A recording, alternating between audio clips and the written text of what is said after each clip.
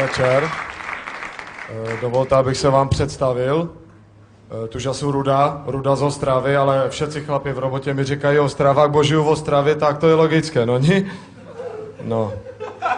Tuž musím vám lidi fakt poděkovat, bo jste mi po minulém vystoupení pěkně zamarasili schránku.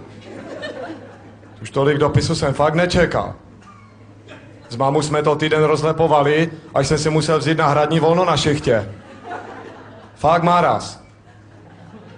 Napísali jste mi, že těch vět, které se říkají těsně před smrťou, je daleko víc.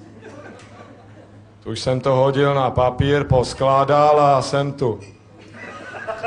Ještě bych vás rád upozornil, že jestli nějakou z těch vět, které za chvíli uslyšíte, vyslovíte, tuž tak to už jste úplně v říti, to se můžete jenom pomodlit a valit to pěkně na hřbitov. 7 posledních vět před smrťou, druhá várka.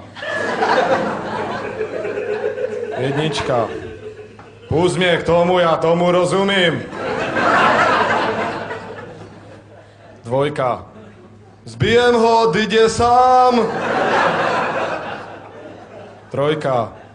Neboj, není nabitá. 4.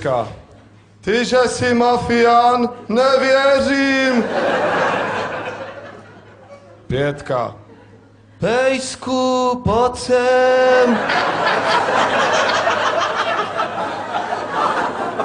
6. Brzdy jsou hotové, jdu to vyzkoušet.